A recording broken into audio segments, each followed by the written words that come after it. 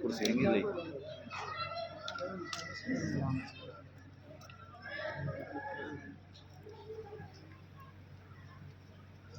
सीन बैठ जाओ। सुना रहा है भाई, मुस्तकीम याद आया भाई, मुलाकात होती तो भी ठीक है।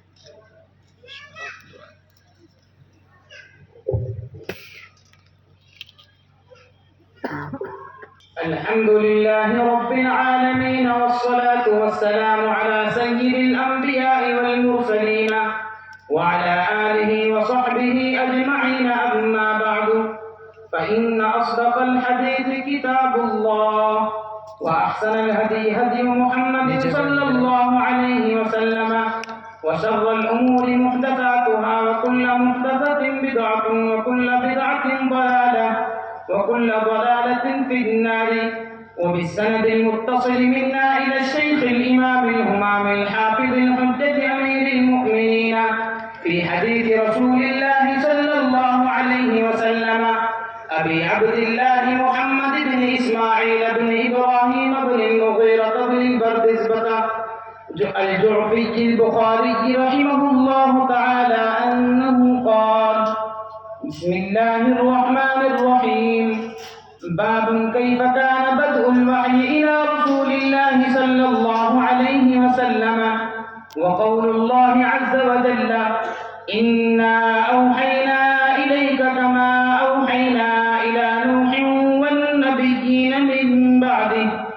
وبه قال حدثنا الحميدي قال حدثنا سفيان قال حدثنا يحيى بن سعيد الأنصاري قال أخبرني محمد بن إبراهيم التيمي أنه سمع علقمة بن وقاص الليثي يقول: سمعت عمر بن الخطاب رضي الله عنه على المنبر يقول: سمعت رسول الله صلى الله عليه وسلم يقول: إنما الأعمال بالنيات، وإنما لامرئ ما نوى، فمن كانت هجرته إلى دنيا يصيبها أو إلى امرأة ينكحها فهجرته إلى ما هاجر إليه.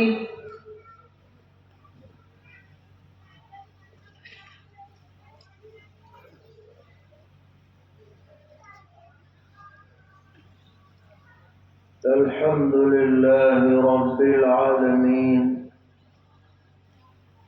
أشهد أن لا إله إلا الله وحده لا شريك له، وأشهد أن سيدنا ومولانا محمدا عبده ورسوله،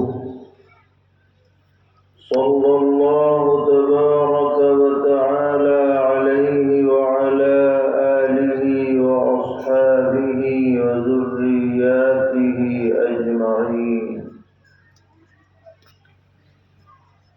أما بعد، فأعوذ بالله من الشيطان الرجيم. بسم الله الرحمن الرحيم. إنا أوحينا إليك كما أوحينا إلى نوح والنبيين من بعده. صدق الله مولانا العلي العظيم.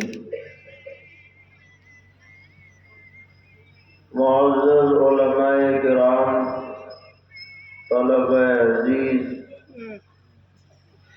اور علاقے بھر سے تشریف لانے والے فرزندان توحید،